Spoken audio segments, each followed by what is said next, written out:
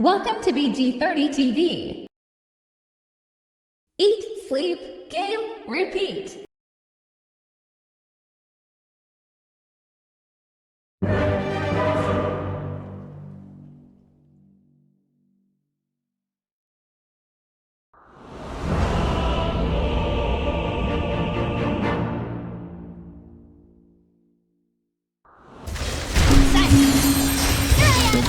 This mid matchup is hype. I mean, it's very, very even. Just 100 gold difference between the two of them. They're going to hit sort of levels at a pretty similar pace here in the mid. But the puck can stay sustained a little bit easier, I would say, at this point, just because of that constant healing that's coming out. So Nisha actually does get pushed away from the lane. They're going to go for Duraccio. Straight away, they see that he's alone. The TP comes in from Mickey. Duraccio's gone. It's first blood for 33. Heads up stuff, and immediately can just TP back to bottom. Love it. Mickey tried to do this that last game, too. Early TP around that 4 or 5 minute mark. This time, it works out just a bit better. And 33 now, top of that net worth. It's not really having the effect that maybe they wanted to in this bottom lane. Yes, Ace is farming, but you're not really putting pressure onto Mickey. Duraccio looks like he might want to go for an early move down towards the bottom. Oh, this is cool. They're actually bringing 4 heroes. So I guess this is the way they want to pressure, because they don't have the best dual pressure. They want to do this, but Voxy's reading the movement. Liquid seem to be relatively prepared for this potential play, or maybe they're just going to look to go aggressive first themselves. They do, they go straight over towards Tofu. Centaur creep. They're going to get the follow-up stun as well from Ace. This could give Gaimin Gladiators the chance to fight back. Celery and Ace, do they have enough damage to threaten Mickey? A bit of body blocking here from Tofu with the Naga Siren illusion, but Mickey's still able to get around, get back to safety. We saw, yeah, Duraccio didn't want to be a part of this. Resumes farm up top, so Gaimin Gladiators, as soon as they lose Tofu there, they decide against trying to make that sort of wraparound play. The Wisdom Rune, it's gonna get stolen. He's able to just take down away Tofu. He's already he's got no way out, though. He's got no way out. Does he see him? He's sneaking. He's actually been able to juke perfectly outside of vision. I don't think Tofu's seen him at all. Celery, they see this with the scan. Celery's trying to catch him up, and Mickey's just ups and past them. They see him, of course, now with the micro. I mean, surely he doesn't get away with this, Mickey. Surely not. Ace is looking to go get him now. Yeah, they're going to put an end to him here, Ace. I don't know if he can do some crazy sort of sprout play. He tries, but the Gaimin Blades there, Ace will be able to slowly but surely catch him out and cut him down. So he gets the wisdom, does cost him his life.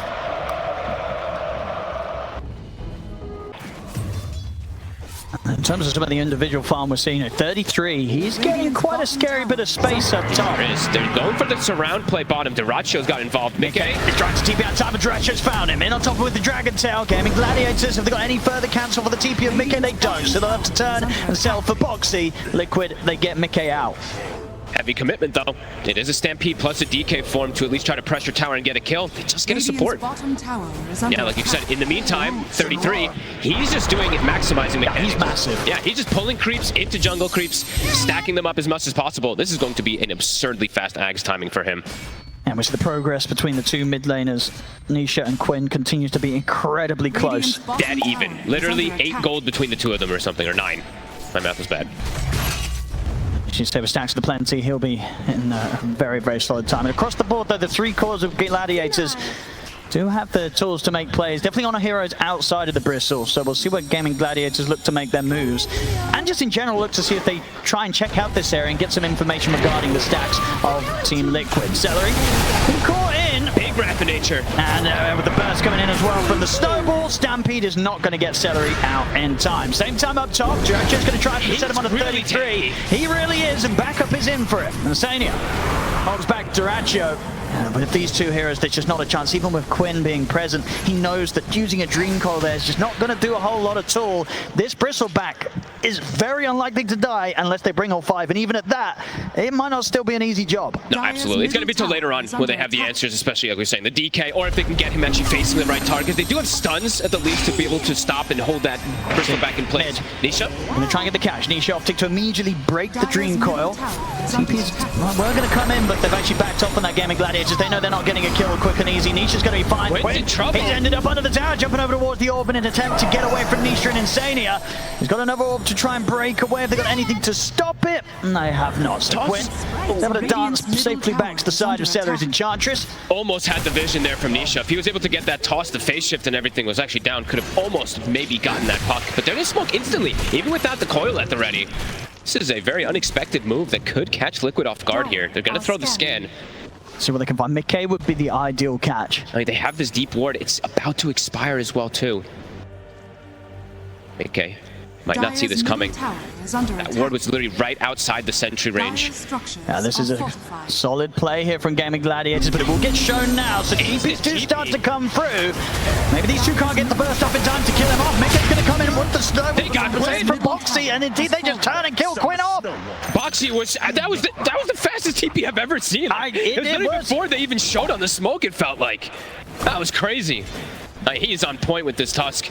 So Liquid definitely have a way to set tempo, though. They have this Bristleback who's massive. They can force objectives very early on, and that's what it feels like they're going to start doing, playing around 33. Yeah, we'll have to see how much they can force, because indeed, if the game gets to a point where we're sort of 20, 25 minutes in and the Bristol's at the high ground of Gaimin Gladiators are going to have to come in with some sort of answer. Yes, absolutely. I mean, that's definitely the ideal play that Liquid wants to do, is pressure the map early. Strong lead in from Quinn, so they have the damage with Ace and the Stampede and the Who Stomp. They certainly will. Mickey, there's no saving him this time. Gaimin Gladiators think it's the kill, but can they get it? Nisha, he's in with the combo. Avalanche to pull up onto both Nisha, onto Quinn and Celery. Snowball over towards Quinn. They got the stun, the punch up. They're taking Quinn out. Celery, he's been caught in by the shards. 33 and Insane are ready to chase down Ace. Celery's going to TP out as Liquid. They'll look for the bigger target instead, getting Ace as well.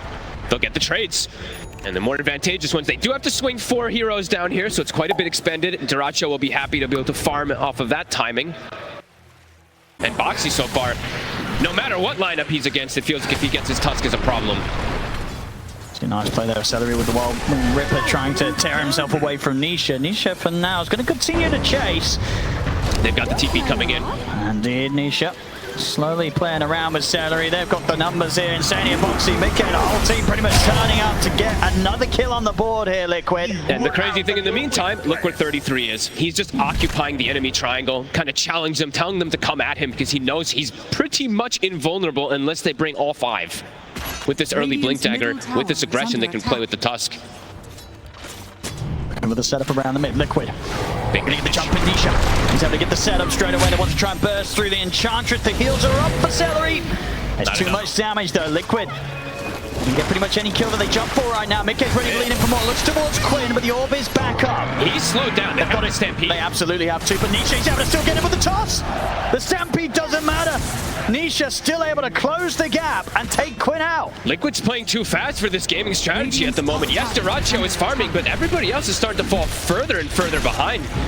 Haven't been able to really involve Tofu either. I know he's just sitting back, kind of trying to get some farm going, but they can't even reset and avoid the fights that Liquid's bringing to them. The timings are accelerating fast. Yeah, they're ready to get in under the tier 2 tower. If Nisha sees a chance to jump, he's going to be straight in 4. He's got an arcane rune in the bottle as well. And he's got that phylactery, so that burst damage, it's there. They're going to start to hit this tower here. Tofu wants to try to slow it down, but you can see the way that gaming's postured on the map. They don't want to go for a full-out fight around here. I mean, Liquid's going to have a pretty good idea that Gaimin Gladiators are playing from this tree line. Indeed, Quinn and Tofu, they've just got to back right away up to the high ground, up to the base. There's going to be no defense outside of a fortification here. They'll push them back temporarily. This tower's going down. Oh, they actually lose the treant there. Whoopsie, Mickey. Bit of miss micro. And Quinn, again, sort of having eyes on this area of the map, but he can't really start anything right now. All he can sort of do is just sit back and watch whilst Liquid takes these towers. It's so dangerous for him to step up. Just this tiny pick, it's honestly working wonders to just not allow this puck to have any type of opportunities in the map to split things up, go to get any type of that extra farm. Quinn is very poor right now, bottom of the cores. They're really looking to be all on Duracho. Yeah, it definitely is right now. And look at the positioning, like Celery. He's trying to find desperate places to farm, but there's a ward, and they will find him again. You just can't hide on the map right now from Liquid. They will find you. I think this might be one of the first times I've seen this tournament that Gaimin is just full-out split farming. They don't really want a full-out fight, but Nisha now shows. See if they can punish Nisha here on his own. He's got a regen rune. Backup is coming over. They're killing this tiny. Nisha's ready to turn things around. Gaimin Gladiators, they've got to run. Quinn, they will be able to jump down to the low ground in time. Tofu comes in with the song, and that may just be enough to save Ace. Indeed, Ace will get out. Tofu able to make sure there'll be no casualties this time for Gaimin Gladiators. Look how much they just expended, though. They're trying to get Nisha, and he had the regen rune. He's full HP. This tier 2, it's gonna fall. And it seemed like even if he didn't, I don't know if they were getting him there. Oh, okay. They used the I mean, this is their high ground glyph. Oh, this is a dangerous one to use at times when you are behind like this. Let's see how much Liquid want to push it. Now it's gone. They're going to be tempted to maybe take the Tormentor first. Radiant's top tower is Going to be able to get that pretty easily here with 33 on the bristle. Yeah. There's going to be no struggle taking this one away from Gaimin Gladiators. So Tormentor for Liquid, just a shard there for Boxy. They use the glyph. They're forcing because this glyph is on cooldown. And we talked about what do they do when 33 on this bristle is approaching your high ground at 25 minutes. I mean, it's happening at 20 minutes. I'm sure Jenkins is losing it. These glyphs that people use sometimes, they're very, very dangerous. Got the blink now on Quinn, but They need more going damage. in for action, it just does not seem appealing. No, they need the next item really on Duracho, but the items are just flirting it too fast from Liquid. Roche, it's up if they want to go for it, but they're still looking to apply pressure around here, at least deny away this Wisdom Rune. And for now, the farm just has to continue for Gaimin Gladiators. Quinn, They want to. Liquid just wants to force it. The glyph is still on cooldown for some time. I mean, it may be at a point, maybe Gaimin Gladiators just have to let this set of racks go. It might feel like it, yeah. It's a tough call to make, but in reality, what do you have right now? You can't stop this bristle. You cannot touch this bristleback.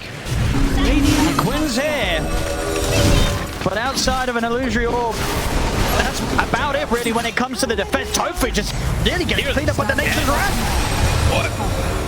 Hey, the Raxes are just gone. They just don't have the defense right now. They don't have the answer. They have to let Liquid take that full set.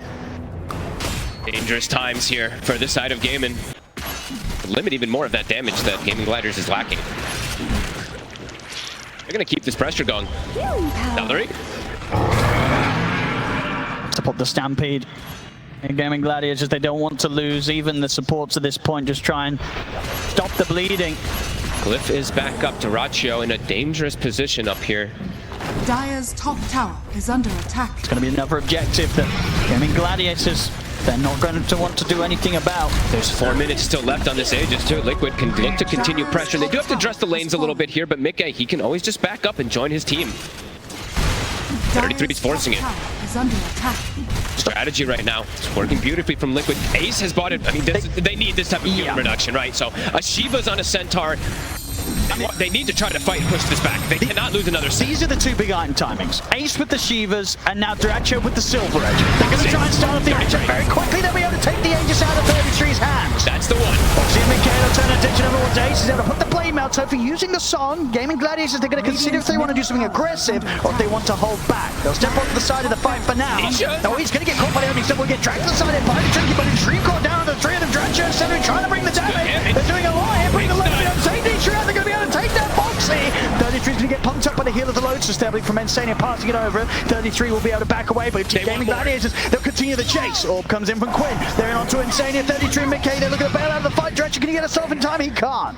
The two cores will get out, but Gaimin Gladiators, a successful defense. The big items come in just in time. Between the Shivas and the Silver Edge, it gives them the extra bit of power to push Liquid back. Always inside the base, though. It's more dangerous than those like outside fights when you're diving, committing forward. So around that Roche fight in 2 minutes or so, that's probably what Liquid is looking for, like you were saying. The BKB still will be stalled out from Nisha, but Nisha did find himself a Nemesis curse. So Duracho, looking at some of these the Silver Edge touching onto 33. He can. The Dragon Tail's done to follow things up. Who's some of the saves there? Snowball's in and Boxy's ready to help turn things around. TP comes in from Mickey. They're going to look straight over towards Tofu. Try and get the squishy kills first. And with the BKB pop by Mickey, he can continue to punch into Tofu. And Tofu's surviving for this damage. Mickey's not got quite enough to kill Tofu off. And Tofu, he's able to get away. Liquid, the turn over towards Ace instead. But the Stampede's out. The Sprout there to try and stop him. He cuts his way out. But Boxy's got the punch up. Ace, who's stop off, but he'll fall. Now they'll turn over towards Duracho. Liquid trying to surround him. Quinn looks to jump the backline for the toss-up there. They have the burst to bring Duracho down. The Dream Core comes out, but it's a little too late. Gaimin Gladiators, they're running out of damage. They have to run. They have to escape. And Liquid, they're going to try and do their best not to let them. Nisha back in with another toss combo onto Celery. Liquid take the team fight. Gaimin thought they could re-go. They had the break potential. We saw Duracho, he turns and gets that second hit, but it's an instant disruption from Insania, and they just turn and get right on top of him. He is still semi-fragile on this DK if they have those numbers, and now a 10,000 gold lead. They can look to barrel it down. They can look for another lane here. They certainly can. No need to necessarily wait now for the Roshan respawn. 33 at level 20. Storming down the mid here, and Tofu's trying to cut sort of the waves with the illusions, but Liquid can quickly clean through those. Bloodstone's about to be finished for him too, so I mean, you didn't kill him yet. You killed him the once on the Aegis with the Silver Edge. The Bloodstone's going to make it a lot harder.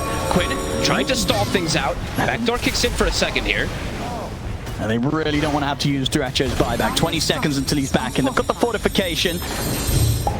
They should be able to push Liquid back without the presence of the DK. They absolutely want to contest this. Liquid. Sneaking in, they've got the vision. And he's the opening, the Avalanche top combo straight away, bringing them down to about 10% HP here, almost on the puck. Quinn, he's got to get out. It pops the armor, Boxy's in with a punch up. Quinn's out of the fight. Celery, they'll try for the TP out. They got anywhere to stop it, they don't. So Celery will live, but that's Quinn out for a full minute. It's no hesitation. The second they put the ward down, it's an instant jump. They got dropped, what? It was like 10% HP just from the combo from Nisha. There's no way that Gaimin can react in time. That Roche, 15 seconds, but they'll have more than enough time to get it. And we're seeing multiple times as well, you know, Boxy with the blink, he's now so quick. More than ready to catch Quinn after he's tried to jaunt out with the illusory orb. And they have the buff ups, right? I believe Tofu did finish the Flads as well. They had the Solar Crest from the last fight too, so just throw everything onto him and hope for the best. See what they can get. This is going to be into 33's Aegis. And 33 with that Bloodstone that was finished up on top of the other items that he's got now. He is even tankier, and there's a double save as well too, so they need to find the back line. They need to do some crazy type of simultaneous initiation. Let's see how prepared Liquid's for this, because Liquid's going to know that their creeps are pushing all the way up to Gaimin Gladiators base, and Gaimin Gladiators, they're not doing anything about it, so Liquid, they'll know that they're out on the map. They got the scan. Oh, puts him on the cliff. Okay, he's going to get dragged back down though, Boxy, having to make sure that 33 doesn't get stuck in any awkward spots there on the cliff. Nick is taking the base. He's just got to put the Stampede. They've got to try and get out of this because Quinn, he's been caught by the initial combo. Tofu does have the center of the song if required to get Quinn out of this. He's caught by the stun. I mean, the Snowball's going to catch on to him. The song comes out. And it's going to be enough to allow time for Quinn to get away from this. Yeah, he's out with the blink. Tofu coming in clutch with the save, but indeed at the same time in the base, what happened, Fog? I mean, he took the racks. I mean, he got caught because of the Invis DK sneaking around, but he got the objective, so well worth it for him to be able to get that racks. Duracho in the mid. He wants to try and finish this job off. Quinn, it's big boy. Nisha has to put the BKB and run. He's too low to want to stick around for this one. Good. Got to look to reset for those 60 seconds. Gaimin can't quite take advantage after getting this kill on the Nature's Prophet. Yeah, losing another set of racks when you're at this deficit is painful. Yeah, the rat potential as strong as ever. Always. With this Nature's Prophet, especially with the amount of farm that Mickey has. New neutral items soon too would be quite nice for him. I know the Craggy gives him some defensive capability, but we all want just full out aggression for Duracho. Yeah, going to go straight for that Ags out to the Silver Edge, and now over towards the Tormentor. They'll be able to take this one. The smoke comes out from Liquid. They want to make the most out of these final couple of minutes of 33's Aegis. 2 minutes remaining on it. Quinn has to be careful of his positioning. So much burst damage if they see him. See how quick his reactions are if they do get the chance to jump him. And Quinn is not going to play to take any chances. He's back to base. Mickey joining the squad. They're smoked up. Creeps are being cut at the moment in the mid lane, but the top lane pushing in. Nisha or Boxy both ready for potential initiation. It's just going to be the illusion for now, baiting some of the action. Smoke didn't break. Look to go again around the mid, but Gaimin Gladiators likely to sit a safe space away from Liquid here. Everybody wants to get caught by the jump of Nisha. 33's gone for Greaves of his own. I mean, that's very interesting. This extra little aura. Drinking buddies. Quinn's going to try and jump in with the waning rift onto the three, and the Mace tries to come with the follow-up, but the Avalanche trips him off. The Dream calls down, but the BKB's popped by Mickey. Back off for now here, Liquid. 33, standing his ground. That continues just to be this sort of impenetrable brick wall between Liquid and Gaimin Gladiators. And they did get the tower, did get whittled down from these constant hits from the tree and from those tosses. Does eventually die. And we'll see how strong they feel with the last seconds or so of this Aegis. Duracho. He's going to try and start the action in Turan to see if they can take down 33 quickly. 33 dragged out to the side. Disruption comes out. They're going to be able to keep 33's first life alive a little bit longer. 33's able to back away. In fact, now he's ready to aggressively move it. He pops the Bloodstone. He heals incredibly up. As Celery's been burst down, has to buy back here on the Enchantress. And Boxy's still alive. And they've still got 20 seconds on 33's Aegis. Taking another stone connection on towards 33. Can they even finish him off the once? The Snowball comes in from Box. Quick. The Soul comes in from Tofu. Tries to get Gaimin Gladiators back to a safe spot. Quinn's able to jump away here. Tofu bailing the team out. Buddies. It's about to get taken away from him. So 33 will get tossed back to safety. Liquid, they'll pull back with the Aegis expiring. How is Boxy living all these moves? He kept himself at, what, 10% HP, it felt like, for 30 seconds. That was a lot used there from Gaimin. 10 seconds till DK form. Enemy opening. They don't quite have the damage done again. The disruption saved there from Insania. Ace has got on the front. They're bursting through the center incredibly quickly. Ace is gone and he doesn't have buyback. The saves every single time. One final racks remaining. He's down for 60. Gaimin, can they continue holding on? Liquid, they'll back up and reset off of that. They will. I think a little bit of a sigh of relief there for Gaimin Gladiators in a situation where they don't have their Centaur ace for 50 seconds. With this sort of a lead, maybe not too much of a reason to take too many risks. So I think they'll wait for that rush. I think so too. Dyrachyo trying to do some sneaky plays here, but he's got eyes on him. He's going to get the jump. 33's coming in with the damage. Backup is there for Dyrachyo. Dyrachyo's able to bail up to the high ground. Gaimin Gladiators do split Liquid relatively apart. They fully commit on towards Insania, but he's able to get the self-disruption off. Nisha, eyes over towards Tofu. They've been able to burst through the two supports. This is the sort of fight the Gaimin Gladiators needed in terms of the start of it. Can they get the core? To look towards Nisha. Nisha with the BKB TP out. They've got nothing to stop it. He'll get away, but the song's up to put a stop to the escape of Mickey as Gaimin Gladiators surround the nation's profit. There's no save left for Mickey as Gladiators hit back hard. Dyrachyo with the sneaky play, just playing around. He looks like he's, I mean, it's like a typical Dyrachyo. Hey guys, we got him. That was a good bait. He's got the whole team with him. Middle tower And now they could try for a bit of a push themselves. I mean, with this, it is 80 seconds, no Mickey. That is very true. He does not have that buyback. Not yet. 500 gold away. He probably doesn't want to use it anyway. They've got the glyph. We'll be able to stall things out a bit here. It is okay. Still 1 minute and 45 seconds for the Roshan. So when he's back in, Liquid will have the full lineup. They may have the net worth lead, but Gaimin Gladiators certainly have the position advantage here. Dyrachyo. He's going to find 33 to start things off. He's going to try and open the play. There'll be an avalanche. Trips up Quinn straight away. Quinn, he's got to be careful. Burst down about a third of the HP. Backup comes in from AC straight over towards Insania. The coil's there. Quinn, he's been able to isolate the two supports on the backside. The Dyrachyo, he's bringing in the damage. They're taking down Insania. Boxy getting low. He'll get another snowball off that Boxy. Now finished on Tofu. Buyback comes in from Quinn. Snowball over towards Celery, but Boxy had to blink out. Still alive somehow on this task. 33 pops the BKB, tries to perform, and Mickey's actually blocked 33 off it inadvertently there with the Sprout. Goes for Dyrachyo, but Dyrachyo's able to get over this sort of area of the map that Liquid they can't traverse quite as easily. He's breaking away from them, but they've got the chase down. They've got another set of catch with the Sprout, and Mickey bringing in the damage. Liquid, they push for the fight. They get the combo onto Quinn. He's run out of orbs to jump to. He's got it back up in a second, but the crit comes in there hard from Nisha. Quinn, it's a dieback on him. Liquid, they push for the fight. They take it, and they're straight into the Roche pit. Nobody else is doing damage but Dyrachyo. At some point, he just can't do it on his own. These 3 tanky cores, they sustain through all of it. With that buyback coming in, Quinn actually buys back, TPs to the top outpost, and goes through the twin gate to try to get involved because he got picked off very early on there. This avalanche from Nisha was absolutely absurd. It kind of read the play and broke that initial go. And this gives them the chance for Liquid to re-engage. And at this part of the fight, you know, Quinn, as you say, buying back, it's just not enough to shift the tides of the team fight. No, it takes him too long to get there because it's not like it's his outpost bottom. He had to TP top, go through a twin gate. It took him an extra 15 seconds or so to re-get inside that fight. And now Mega's been claimed. Liquid, they have 45 seconds. They're pushing on. The fortification comes out. 40 seconds in which Gaimin Gladiators is going to have to try and defend without Quinn. Ace looking for the leader, but he gets caught immediately by the avalanche. Bounces away the Ogre Seal Totem. The Stampy's there to get back, but the tier 4s are falling. Liquid, they're onto the edge. Gaimin Gladiators haven't got anything to stop this. They do not. GG's going to be called. Liquid take game 2. They are playing so aggressive from the early game to the mid game. They're just very confident in the way they're playing. And don't forget to like, comment, and subscribe. Thank you for watching.